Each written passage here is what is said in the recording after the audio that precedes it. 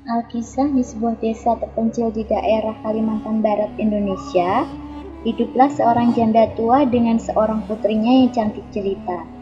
Mereka tinggal di sebuah gubuk yang terletak di ujung desa.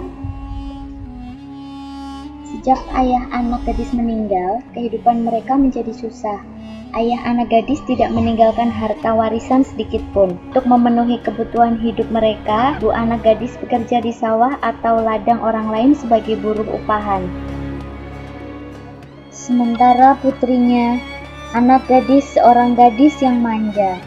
Apapun yang dimintanya harus dikabulkan. Selain manja, ia juga seorang gadis yang malas. Kerjanya hanya bersolek dan mengagumi kecantikannya di depan cermin. Setiap sore ia selalu hilir mudik di kampungnya tanpa tujuan yang jelas, kecuali hanya untuk mempertontonkan kecantikannya. Ia sama sekali tidak mau membantu ibunya mencari nafkah. Setiap kali ibunya mengajak dia pergi ke sawah, ia selalu menolak. Nak, ayo bantu ibu bekerja di sawah.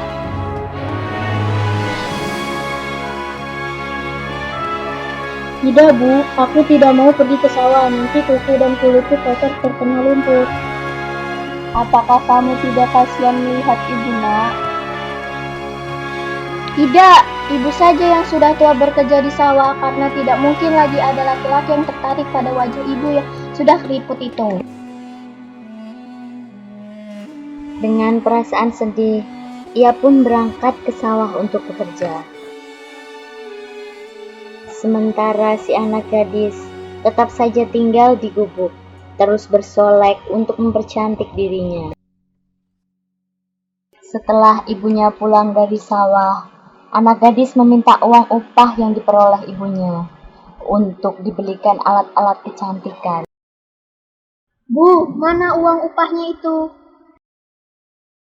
Jangan, Nak. Uang ini untuk membeli kebutuhan hidup kita hari ini. Tapi Bu, bedaku sudah habis, saya harus beli yang baru. Kamu menghabiskan uang, tapi tidak mau bekerja. Meskipun marah, sang ibu tetap memberikan uang itu kepada anak gadis. Ini ibu belikan, tapi jangan kau habiskan, Nak. Keesokan harinya, ketika ibunya pulang dari bekerja, si anak gadis meminta lagi uang upah yang diperoleh ibunya untuk membeli alat-alat kecantikan yang lain. Keadaan demikian terjadi hampir setiap hari. Bu, saya minta uangnya. Buat apa lagi, Nak? Uangnya sudah ibu belanjakan untuk kebutuhan makan kita, Nak. Uang yang ibu berikan ke kamu kemarin mana? Sudah habis. Bilang saja uangnya ibu habiskan untuk beli baju baru atau alat kecantikan untuk ibu sendiri. Habis. Uang yang sudah habis. Kamu belanjakan apa, Nak? Uang kita cuman itu, Nak. Dasar ibu tidak berguna, tidak bisa membahagiakan anak. Pokoknya kalau ibu tidak bisa memenuhi keinginan saya tidak sudi punya ibu kayak ibu. Astagfirullahalazim. Apa yang kamu katakan, Nak? Istighfar kamu, Nak. Salah apa ibu denganmu?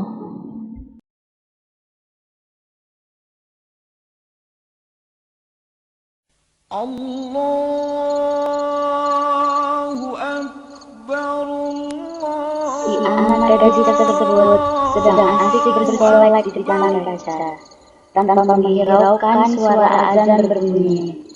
Dan si ibu pun datang untuk menghampiri si anak gadisnya tersebut untuk mengingatkan sholat berjamaah.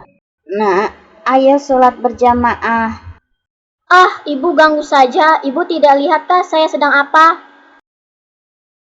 Iya, Nak, ibu tahu kamu sedang berkaca, tapi azan sudah berkumandang.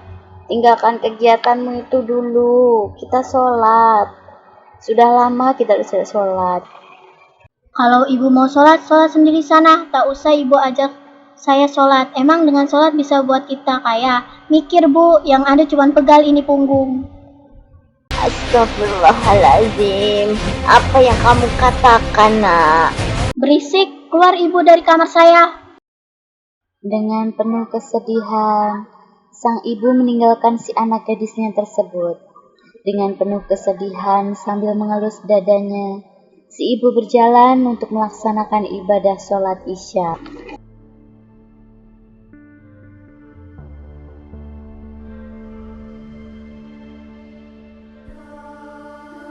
Ya Allah Subhanahu wa Ta'ala, sesungguhnya hamba manusia yang lemah, tanpa daya dan kekuatan tanpa bantuan-Mu. Kuatkanlah iman hamba, kesabaran hamba untuk menjalani segala cobaan di dunia ini. Ampunilah segala dosa dan kekhilafan hamba dalam mendidik anak hamba. Ampuni putri hamba yang selama ini berkata kurang baik padamu dan hamba. Bukakanlah pintu hatinya untuk selalu memohon ampun padamu, serta untuk menyayangi hamba, menghormati hamba sebagai ibunya. Ialah harta hamba yang paling berharga yang Engkau titipkan kepada hamba untuk dijaga dan dididik. Rabbana atina fid dunya hasanah wa fil akhirati hasanah wa qina adzabannar. Amin amin ya rabbal alamin. Keesokan harinya, ketika ibunya hendak ke pasar, anak gadis berpesan agar dibelikan sebuah alat kecantikan. Tapi ibunya tidak tahu alat kecantikan yang dia maksud. Kemudian ibunya mengajaknya ikut ke pasar. Nak, ibu pergi ke pasar dulu ya. Bu, saya belikan alat kecantikan ya. Alat kecantikan saya sudah habis. Tapi nak, sisa uang ini akan ibu belanjakan untuk modal dagangan ibu, nak. Lantas selama ini ibu berjualan untuk siapa? Untuk kebutuhan saya juga kan? Apa saya salah minta jatah uang saya dari uang ibu itu? Iya nak, benar. Ini semua untuk kebutuhan harian kita, termasuk kebutuhan. Tapi kalau uang ini tidak ibu belanjakan untuk kebutuhan modal dagang kita, ibu tidak bisa berjualan. Itu memang tidak punya kasih sayang berbeda dengan ayah sewaktu hidup. Ayah selalu membelikan apa yang saya minta, tidak seperti ibu. Terdiam karena sedih sang ibu melihat anaknya berkata seperti itu. Dengan terpaksa, uang untuk modal dagangan tersebut digunakan untuk membelikan kebutuhan alat kecantikan anaknya. Istighfar nak, kamu tidak boleh berbicara seperti itu ke ibu. Ibu sayang sama kamu. Tak ada bedanya saat ayahmu masih ada sampai sekarang. Ibu sayang denganmu. Kalau ibu memang sayang kepada saya, cepat belikan di pasar alat kecantikan yang saya minta tadi. Baiklah nak, akan ibu belikan untukmu. Kalau begitu, ayo temani ibu ke pasar. Aku tidak mau pergi ke pasar bersama ibu.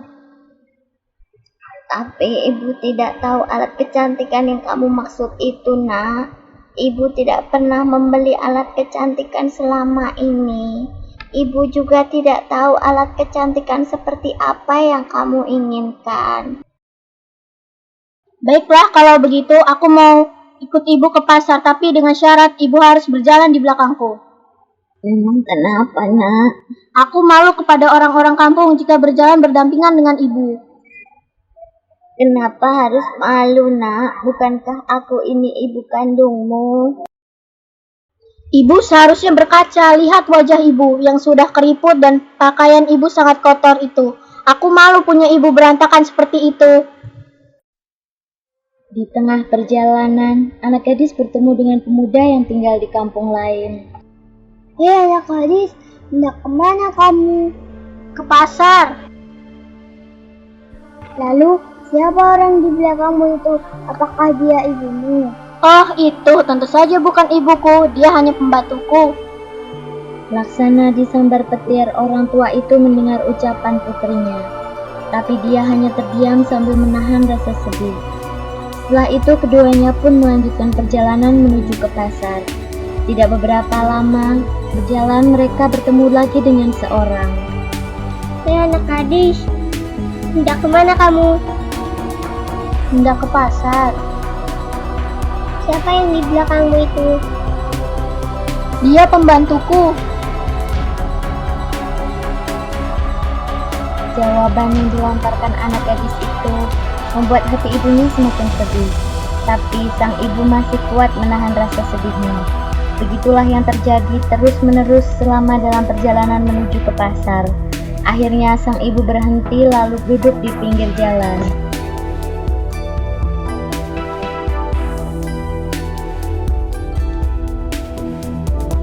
Hei wanita tua, kenapa berhenti? Beberapa kali anak gadis bertanya, namun sang ibu tetap saja tidak menjawab pertanyaannya. Sesaat kemudian, anak gadis melihat mulut ibunya komat kamit sambil menengadahkan kedua tangannya ke atas. Hei wanita tua, sedang apa? Sang ibu tetap saja tidak menjawab pertanyaan anaknya. Ia tetap berdoa kepada Allah Subhanahu wa Ta'ala agar menghukum anaknya yang durhaka itu. Ya Allah Subhanahu wa Ta'ala, ampunilah hamba-Mu yang lemah ini. Hamba sudah tidak sanggup lagi menghadapi sikap anak hamba yang durhaka ini. Berikanlah hukuman yang setimpal kepadanya. Beberapa saat kemudian, tiba-tiba langit menjadi mendung, petir menyambar-nyambar dan suara guntur bergemuruh. Memekakan telinga, hujan deras pun turun. Pelan-pelan kaki anak gadis berubah menjadi batu. Anak gadis pun mulai panik.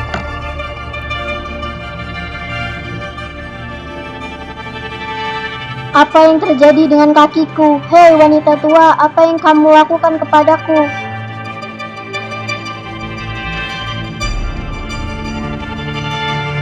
Maafkan aku, Bu. Maafkan, Bu. Aku tidak akan mengulanginya lagi, Bu. Namun, apa hendak dibuat? Nasi sudah menjadi bubur. Hukuman itu tidak dapat lagi dihindari. Anak gadis berubah menjadi batu. Perubahan itu terjadi dari kaki, badan, hingga ke kepala.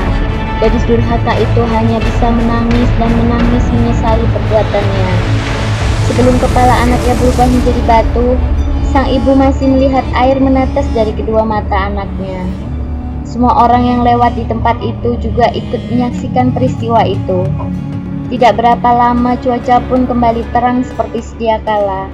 Seluruh tubuh anak gadis telah menjelma menjadi batu. Batu itu kemudian mereka letakkan di pinggir jalan bersandar ke tebing. Oleh masyarakat setempat, batu itu mereka beri nama Batu Menangis. Demikianlah cerita dari daerah Kalimantan Barat, Indonesia. Cerita di atas termasuk cerita teladan yang mengandung pesan-pesan moral yang dapat dijadikan sebagai pedoman dalam kehidupan.